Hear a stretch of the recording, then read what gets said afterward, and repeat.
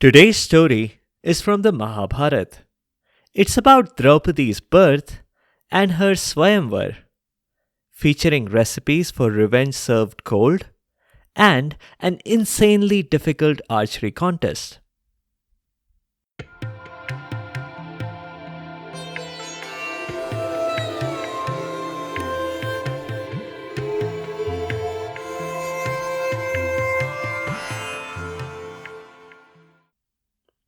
Welcome to Stories from India. This is a podcast that will take you on a journey through the rich mythology, folklore, and history of the Indian subcontinent. I am Narad Muni, the celestial storyteller and the original Time Lord. With my ability to travel through space and time, I can bring you fascinating stories from the past, the present, and the future. From the epic tales of the Mahabharata and Ramayana to the folk tales of the Panchatantra, to stories of Akbar Birbal and Tenali Raman, I have a story for every occasion. The purpose of the stories is neither to pass judgment nor to indoctrinate. My goal is only to share these stories with people who may not have heard them before, and to make them more entertaining for those who have. In this episode, we are continuing the story of the Mahabharata. I'll give you a summary of the story so far, in case you haven't heard previous Mahabharata episodes. The Mahabharata is one of the two major epics from India. The other one is the Ramayana, which we have also covered on the show. The Mahabharata began with Bhishma, the crown prince of Hastinapur. Bhishma gave up his claim to the throne in exchange for a new stepmother, because that's what made his dad happy. That complicated matters for all the citizens of Hastinapur. They lost out a crown prince and only got vague promises instead about who might rule them in the future. A couple of blink and you'll miss them emperors later, Dhritarashtra sat on the throne. He was blind, and because of that, people were constantly worried. For example, what if, when signing orders of execution, he put his own name on the wrong dotted line? Such a tragic ending would be on brand for the Hastinapur emperor, considering all that had happened to his predecessors. And then, who would rule the people? Who would impose unfair taxes and arbitrary laws on them? All of these succession problems must have finally taught the Hastinapur royal family a lesson, because they overcompensated. Dhritarashtra had over 100 children, but it wasn't his eldest, Duryodhan, who was made crown prince, as much as Dhritarashtra wanted to. That honor went to Yudhishthir, the nephew of Dhritarashtra and the oldest of 5 sons of the previous emperor, Pandu. You can imagine how that made Duryodhan feel.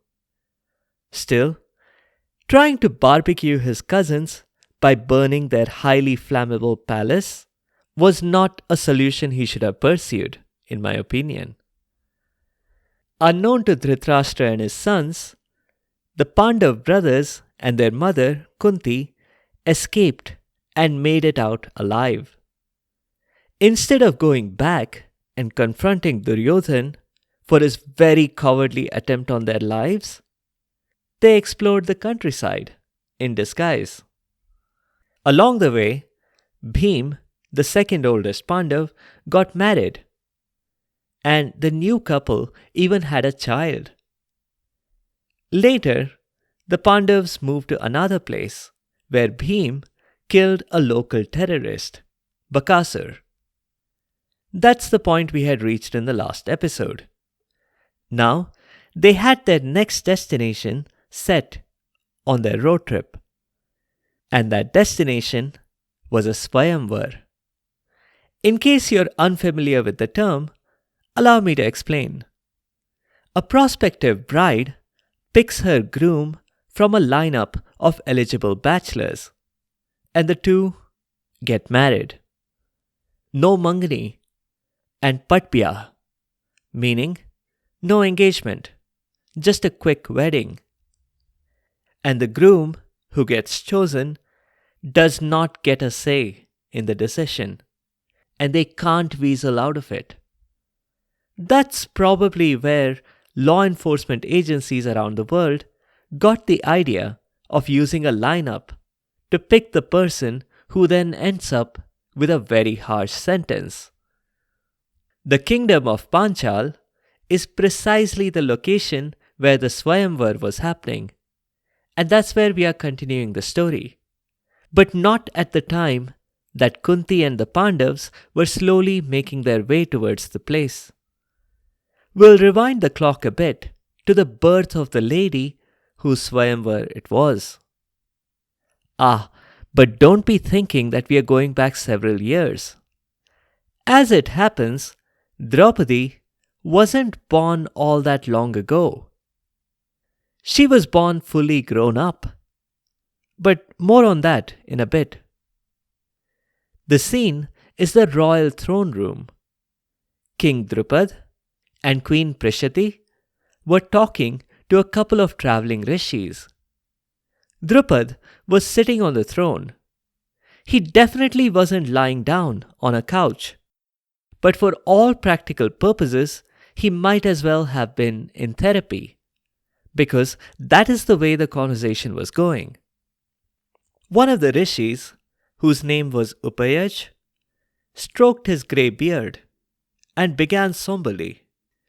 King Drupad, to summarize my psychoanalytic deconstruction, you have developed a hyperactive preoccupation, an ID fix, if you will, regarding your interpersonal discord with Dronacharya, in light of his hostile takeover of half your kingdom. In your protracted state of vindictive rumination, the potent stimulus of perceived betrayal has activated retaliatory predispositions, ego defense mechanisms, and the ardent pursuit of justice as a compensatory mechanism for the perceived breach of trust. You are seeking closure through the orchestration of punitive actions against your transgressor. The second rishi, who was named Yaja, nudged Drupad's secretary, who was standing nearby. The rishi whispered, "What's Upayaj on about? What's the scoop on Dronacharya pilfering half of the kingdom?" The secretary quickly whispered back that Yaja had to refer back to episode 195 on the Stories from India podcast. The TLDR, though, was that back when they were BFFs, Drupad had rather rashly promised half his future kingdom to Dronacharya. Later, Drupad found that he could not only not keep his promise, but that he couldn't even bear to part with a single cow. Dronacharya was so deeply offended that he went about the country training as many princes as he could, until he found the Pandavas best fit for the task. The Pandavas' Guru Dakshina, or tuition fees, was the task of conquering half of the kingdom of Panchal. They managed to do it easily enough. But then, how do you suppose Drupad was going to feel? Perfectly natural for him to seek revenge. Upayaj was continuing to ramble. You need to engage in a dialectical discourse to achieve a harmonious viewpoint between yourself and Dronacharya. But Drupad wasn't buying it. He plotted revenge for years and years. Even if I talk to him, he may say everything is okay, and he may smile and shake hands, and still hold on to another grudge. No, what I need is something permanent.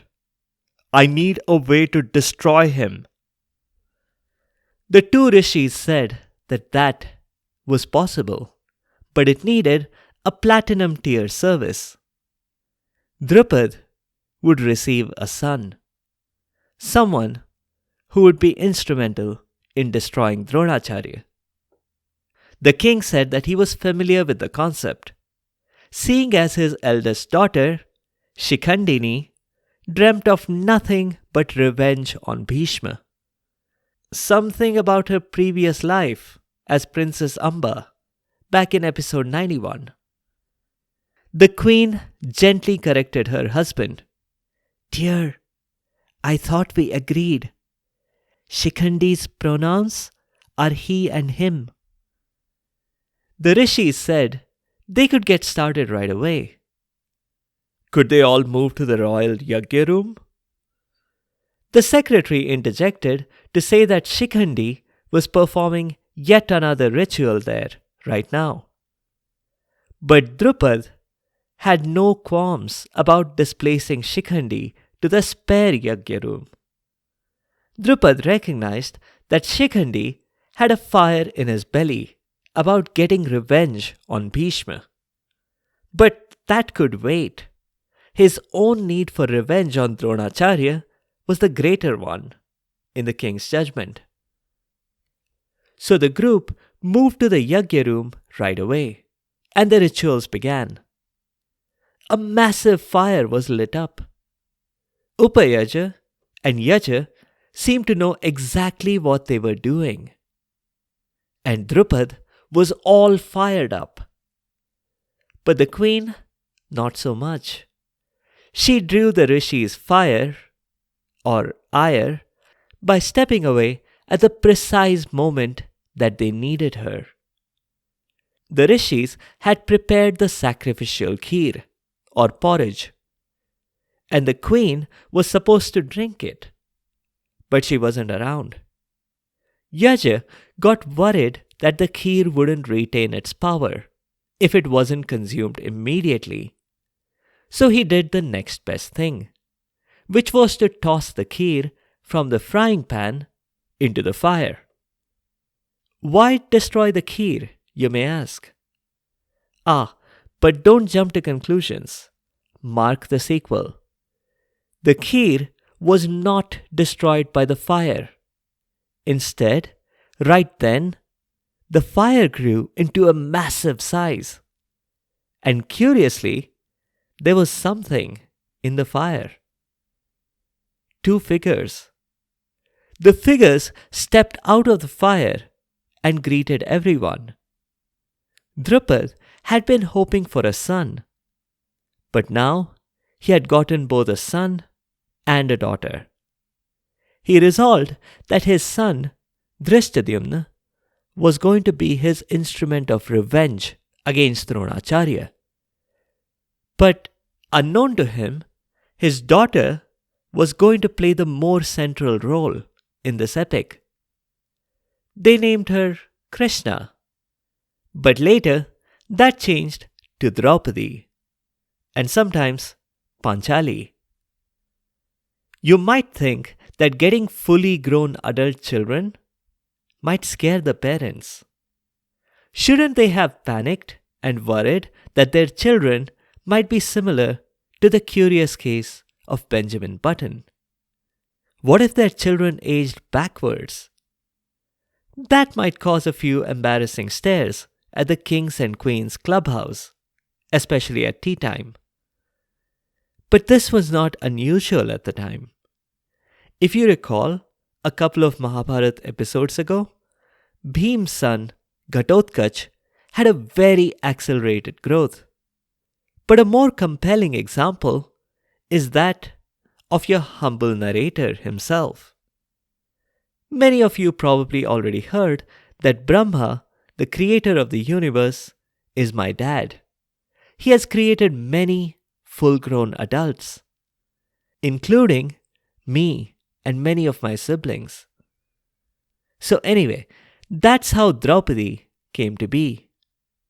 There were pros and cons to not having brought up the children. All the tantrums of the growing years were completely bypassed. But on the other hand, all the tantrums of the growing years were completely bypassed, meaning the king and queen hadn't had a chance to bond with their children at all. Drupad had already planned his next moves. He told his son that he was going to be trained in all kinds of warfare. And Draupadi, she was going to get married to Arjun. Draupadi didn't know Arjun from Adam, but it didn't matter to her. If this Arjun guy did not prove worthy of her, there wasn't any chance of her marrying him. She found out more about this Pandav brother. And when she did, she seemed skeptical. Dad, let me get this straight. Arjun is Dronacharya's favorite student. He's the one who humiliated you by defeating your army and taking over half your kingdom and handing that off to his teacher. And you want me to marry him? Yes, of course, Drupad said. But he didn't offer an explanation. And? Draupadi prompted. You're okay with that? There must be a catch here. Are you trying to get me to lure Arjun into a false sense of security and then poison him or something? If so, I'll have you know right now, I take all vows very seriously, including wedding vows. But, my dear daughter, I have a master plan. There will be a massive war at some point. It's bound to happen. I just feel how this epic has been trending so far. I'm willing to bet half my kingdom there'll be a war. You only have half a kingdom left, she pointed out. All the more reason to take my word seriously, Drupad retorted. Imagine how much more painful it will be to Dronacharya if he is destroyed by the brother-in-law of his favorite student. And if we are lucky, Arjun himself will fight against Dronacharya. Dronacharya will despair and break down. That is what I want. Draupadi shook her head. She didn't understand this line of thinking. But eventually, she came around to the idea of marrying Arjun, especially when she realized that this Arjun guy did seem to be quite a hit, especially with his legendary archery skills, which Draupadi happened to read about in the latest version of the Bow and Arrow magazine. She consented to the marriage, but before Drupad could even take the proposal to the Pandavas, there was some breaking news. Hot off the press, it was reported that the Pandavas had been killed in an accidental fire in their new palace. The news reporter interviewed the fire superintendent, who said that he had completely ruled out any kind of foul play. And hey, in completely unrelated news, he was quitting his job because he had just won the lottery. Yes, that's what it was. He had won the lottery. It was definitely the lottery and not an incentive from anyone for being flexible with the truth about any accident investigation in the palace ruins. So that's how Draupadi and Drupad's hopes of her marriage with Arjun were ended. Only temporarily, because, as you listeners know, Arjun was alive and well. Drupad and Draupadi did not know that. Fast forward to the present. After much deliberation, Drupad decided that he'd better get some political advantage out of a Swayamvar. As I explained before, this was an event where a bride could pick her groom out of the assembled guests. The chosen groom did not get a say. Some of the guests who attended such meetings felt it was a bit of a Russian roulette. However, most attendees would have been happy because the bride was usually a princess. So there was power and wealth that they could look forward to. even if the groom didn't particularly feel that they were made for each other. There was one group of folks who had reasonably consistent expectations from the Swayamvar. These were the scholars and the spiritual folks. Brainy chaps, don't you know? They came, they ate, they mingled, exchanged the latest spiritual ideas. They applauded when the princess picked her match. They took their goodie bags and went home. The princess always picked someone who was born and raised as a warrior, like her own family. As the Pandava brothers, in disguise as scholars, walked into the Swayamvar arena, they noticed various bookkeepers offering punters a chance to make some money there. Duryodhan seemed to be the favorite. His close friend Karna was a close second, followed by Jarasandh, Shishupal, and a few other miscellaneous kings here and there. No one was offering any kind of odds on a scholar. The youngest Pandavas, Nakul and Sahadev, rather fancied Arjun or Bhim to actually win, if it was a skills-based contest. They asked one bookmaker for the odds, but all they got in return was laughter. A scholar? ज़्यादा time नहीं waste करने का. आगे चलो. The rude bookkeeper dismissed them. Drupad had spared no expense. In the worst case, this was going to be a massive PR boost for his kingdom. The entire Swayamvar arena was decked out in Panchal's colors. There was no shortage of food. There were live musicians all around in different areas of the arena for a full surround sound effect. When Draupadi entered, she arrived on an elephant, richly dressed in gold jewelry. Draupadi was wearing the rich gold jewelry. And come to think of it, the elephant was too. Drishtadyumna and Shikhandi, as the brothers of the bride, took on the task of explaining the contest. Everyone gathered around a curtained area in the center of the arena. The brothers unveiled the curtain and explained what the contest was. This was an archery contest. There was a fish on a spinning wheel up on the ceiling. Sounds a little fishy to me, Duryodhan complained. Draupadi's brothers explained that to win, an archer would have to hit the eye of the fish. There were murmurings in the crowd. Holy mackerel! Are you mocking us? One prince shouted. No one could do this. Not even Arjun. And when Drishtadyumna added that the eye of the fish had to be hit without looking up, some of the princes threw their arms up in frustration. They would have walked out too if they hadn't caught a glimpse of the dessert menu, which was to be served after the marriage was concluded. Duryodhan told Karna, who was sitting beside him, that this was a fine kettle of fish he had gotten himself into. All that Duryodhan ever wanted was to get married to Draupadi. Was that too much to ask? Now that Hastinapur was his, why couldn't all these other kingdoms start revolving around what he wanted? Karna replied that he need not worry. It wasn't like shooting fish in a barrel, but Karna thought that he could still manage it.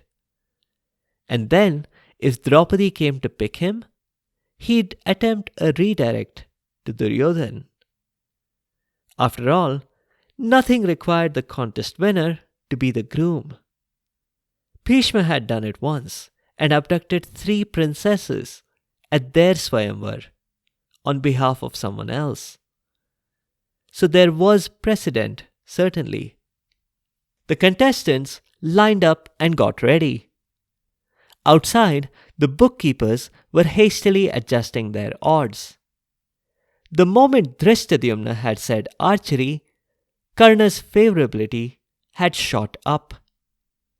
But it was Duryodhan who stepped up to the bow first. He didn't get very far. And a few minutes later, he was explaining to Karna why.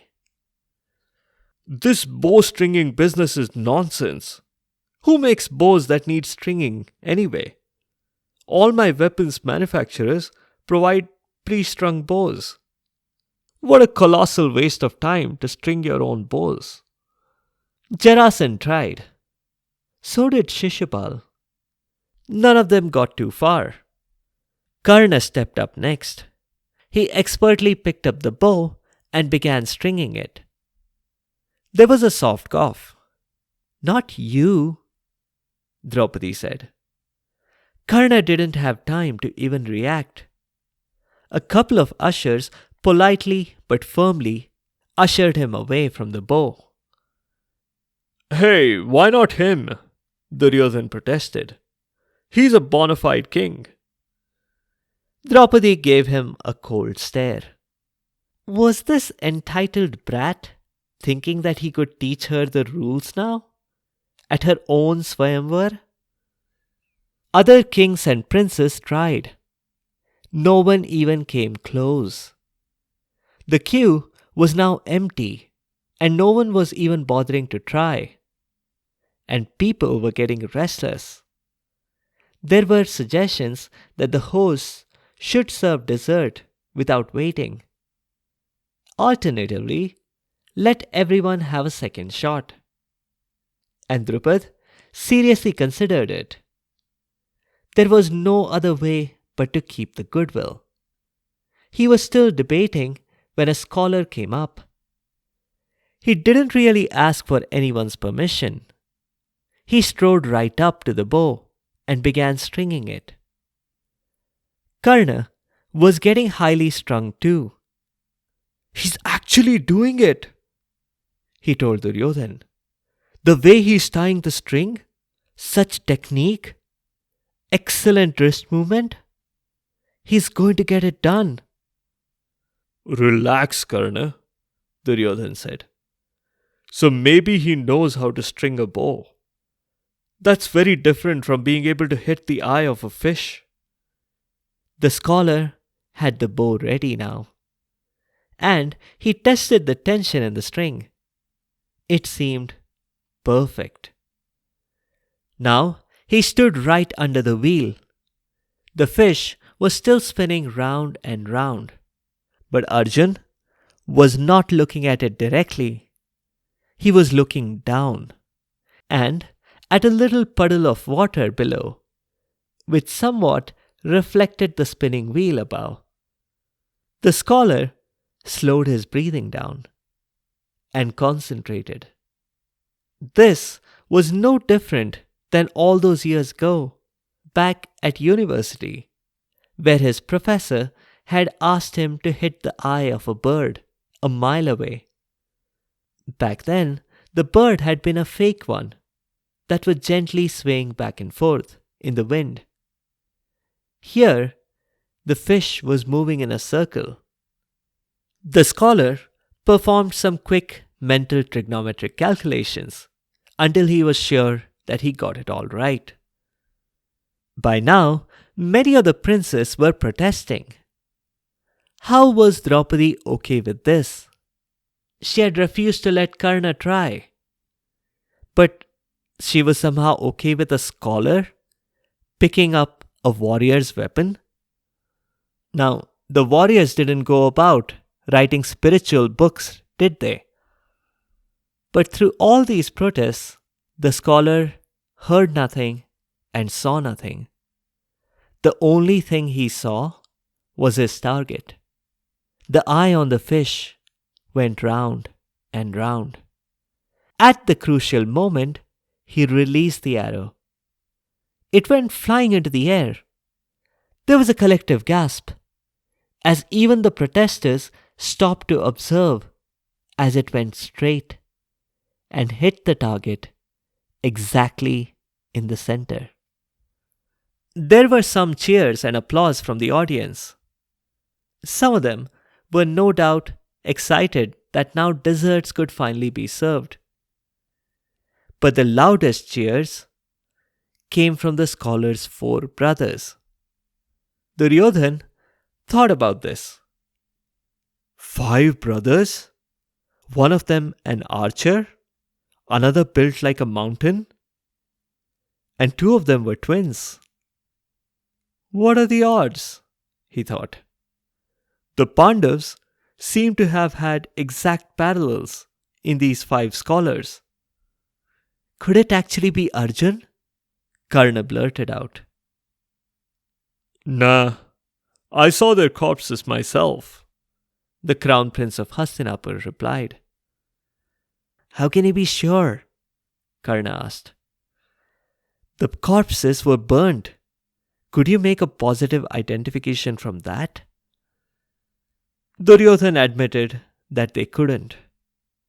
Dental records, DNA matching, all those didn't exist yet. Besides, where's Kunti? She should be here if they really managed to escape somehow. Karna let it go. He was feeling deflated, amongst other things. You would be too, if you thought you were the greatest archer in the world, and then suddenly a complete nobody showed up and demonstrated superior skills. Draupadi, on the other hand, had already made her decision. Her garland went around the neck of the scholar. So what if she couldn't have Arjun? This scholar was probably the better archer. There was the whole thing about him being a scholar and not a warrior. And there was still a babble of voices. Several princes still going on and on about how a scholar had been allowed to compete. Shut it! She screamed. And instantly, the babble died. Well, that's the way Swayamvars go. What the bride decides, the bride gets. And Draupadi's strong personality did make the order easier to swallow. So, my dear husband, my name is Draupadi. What's yours? She asked him. Arjun, he replied. Prince Arjun. Draupadi felt an intense excitement run through her body as she realized, yes, this was the Pandav prince, after all. But alive? How? She had a million questions that she wanted to ask, but those will have to wait until we are ready to pick up the Mahabharata again. We'll end it here this time. Previous Mahabharata episodes are linked in the show notes and on the site sfipodcast.com. Check them out. Especially check out episode 91 for Shikhandi/Amba's story. There's another story, episode 195, that's relevant. It has the backstory about Dronacharya and King Drupad's disagreement. In the next episode, we'll do the story of Tipu Sultan. We'll see why this chap deserved to be called the Tiger of Mysore. Amongst other things, we'll see how he deeply invested in keeping his R&D division full of rocket scientists.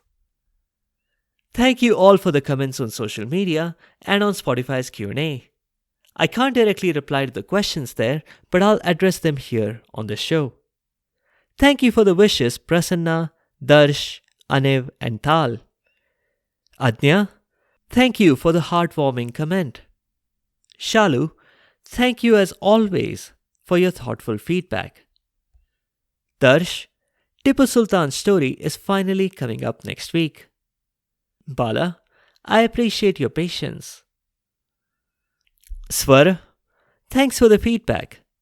Dwarika's story is a very interesting one and something I'd love to cover soon. Deep enjoy? I'm flattered that you think so. Thanks for the feedback. Tal, I really wish I could indeed do more episodes than once a week. Much earlier in the show, I had done mini stories and character of the week segments midweek. Tal, and in fact, all of you listeners, let me know if you'd be interested in something like that again. Maybe a small segment featuring a special historical place in India. I'm a bit doubtful of being able to create 2 full episodes every week, as I do still have my full time job, which involves traveling the universe, fixing things here and there, telling my stories in, let's just say, other forums. If any of you want to collaborate in stepping up the rate of these stories, do drop me an email or a DM, and I'd love to explore what we can get done. If you have any other comments or suggestions, or if there are particular stories that you'd like to hear, please do let me know by leaving a comment or a review on the site sfipodcast.com, or reply to the questions on Spotify's Q&A. You can also find me on Instagram and Facebook. If you want to send me an email, it's storiesfromindiapodcast@gmail.com. Be sure to subscribe to the show to get notified automatically of new episodes. A big thank you to each and every one of you for your continued support and your feedback. The music is from purpleplanet.com. That's purple-planet.com. Thank you for listening, and I'll see you next time.